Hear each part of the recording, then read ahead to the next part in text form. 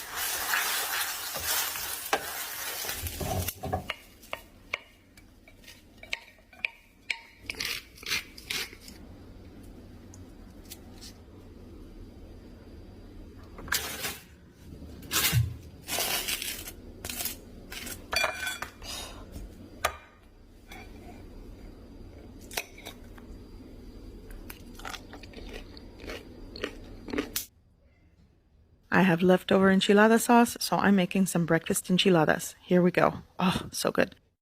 So here I'm just warming through some greased corn tortillas. You want to just warm them until they are soft and pliable, not crispy. Here I have some leftover guajillo salsa, basically the same sauce I use for enchiladas, and this is the recipe. For the filling, I'm going with cheese and scallion. You could use onion or no onion. I'm just going to fill my corn tortillas and give it a tight roll. I'm going to spoon on some of the sauce. You could dunk it as well. And now I'm going to place it onto a preheated griddle with oil, and I'm just going to cook these until the cheese is melty and gooey. Now I'm going to top my enchiladas with sunny side up eggs, and I'm adding some more of that sauce, Mexican crema, cotija cheese, the egg, green salsa, and it's time for breakfast.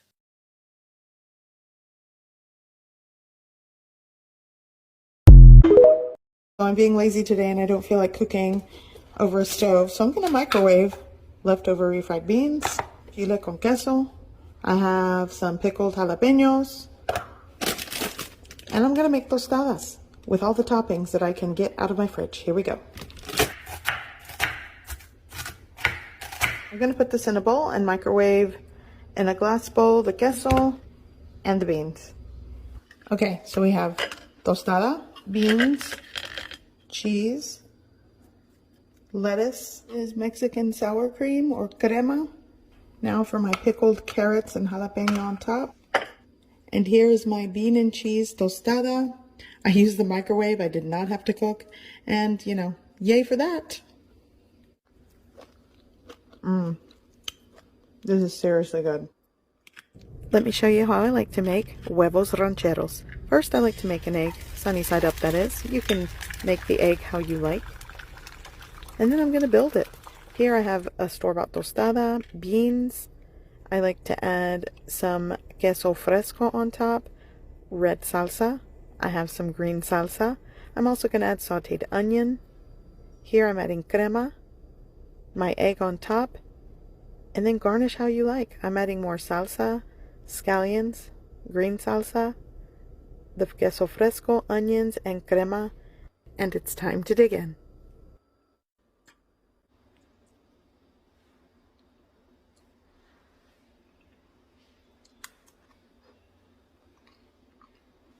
This is so good.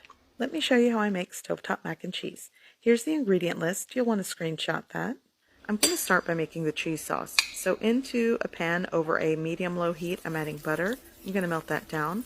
Now I'm going to add some onion powder, some smoked paprika. You could use regular paprika. And now I'm just going to combine that quickly. Here I'm adding 1 cup of heavy cream. Actually, this is Mexican crema, but heavy cream works. Now I'm adding 8 ounces of shredded cheese. This is mild cheddar and a pepper jack cheese that I like. You can use the cheese of your choice. And now I'm just going to mix and melt that down. Okay, so this is creamy, combined, and smooth, so I'm going to shut off the heat and just let it hang out until I'm ready to use it. Here I already have a pot of boiling water. I'm going to add a tablespoon of chicken bouillon powder, give it a mix. This will flavor the pasta. Now I'm going to add my elbow macaroni right into the pot. You'll want to mix it and just let it cook for about 10 minutes. I'm also going to reserve a cup of that pasta water and drain the rest. And once it's drained, I'm ready to combine everything together. In the middle of filming, I was having technical difficulties, but that's okay. We fixed it. So back to the mac and cheese. I'm going to add this back into my pot. And now I'm going to pour over the cheese sauce. And you'll notice the cheese sauce did form a skin on the surface. That's okay. It'll get creamy and smooth again once you start mixing it. So I'm just going to fold in the cream sauce. And if you make this ahead, the pasta water that you reserved will bring your mac and cheese back to life. So here I'm just going to add a little bit of that pasta water, give it a mix, and it's creamy and smooth once again. And this is how I make stovetop mac and cheese. I'm going to show you another breakfast favorite, chilaquiles.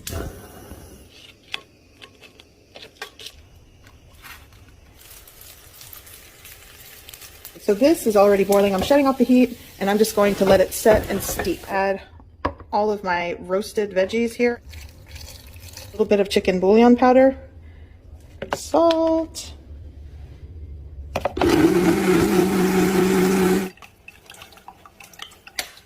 Okay, so you'll want to taste it for salt and seasoning. I'm going to let this cook and simmer for about 5 minutes and then it's done. These are nice and toasty. I'm going to add some onion. This is fresh onion into the pan. It smells amazing. There we go. Cheese, cilantro, some crema.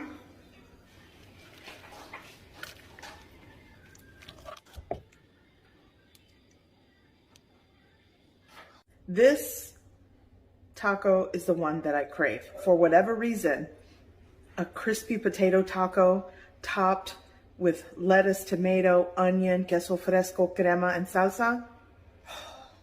I love it. Here are my prepared corn tortillas. They are warmed through. My potatoes are prepped. You press it and then fold it in half and add it to my fry oil.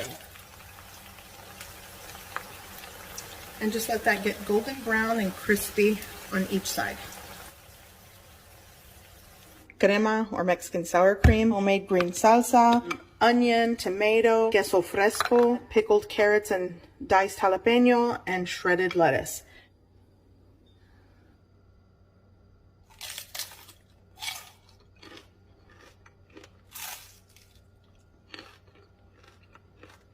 Today I'm going to show you my favorite way to make store-bought mushroom ravioli. Actually, mushroom ravioli, that is my favorite. So I'm going with 2 10-ounce bags of mushroom ravioli from the store, using one like medium. My son likes to cut lemon, kind of weird, but I'm going with 1 lemon. This is like a medium-sized lemon, zest and juice, some butter, Parmesan cheese. I'm also going to season with salt, pepper, and some red pepper flakes. It's so good. Here, I just have a shallow pot with water. This works. I'm going to season it with a couple pinches of salt going in. I'm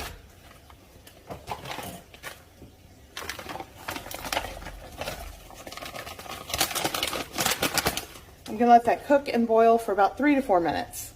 Okay, so the ravioli, they are cooked. I'm going to drain most of the water and I am going to reserve some of the pasta water. Okay, so let's get some of the pasta water. Nope, stay there. There we go. Pasta water reserved. Now it's time to drain the rest of the water. So in my pan, I'm going to add some butter. I'm going to add my lemon zest. Give that a quick stir. I'm going to also add some of the lemon juice, some crushed red pepper flakes. Give it a quick stir. Pasta water, cracked black pepper, just a little bit, pinch of salt. And I'm gonna go in with like a 1/4 cup of Parmesan cheese. This is grated. And get that going. Now for all of my cooked pasta or ravioli. Start mixing that. It smells amazing. You could also saute some garlic and onion. As a matter of fact, some powders that can go in. A bit of garlic powder. You probably want to add this before adding the ravioli, but give this a good mix.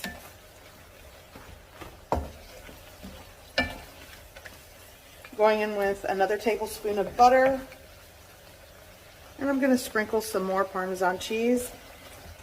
You can garnish with fresh parsley. It's so good.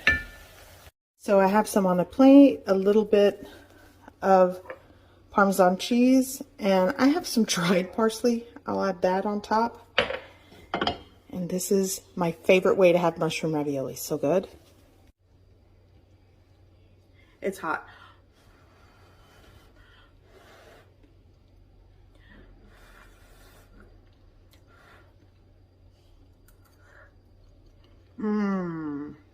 You can squeeze a little extra lemon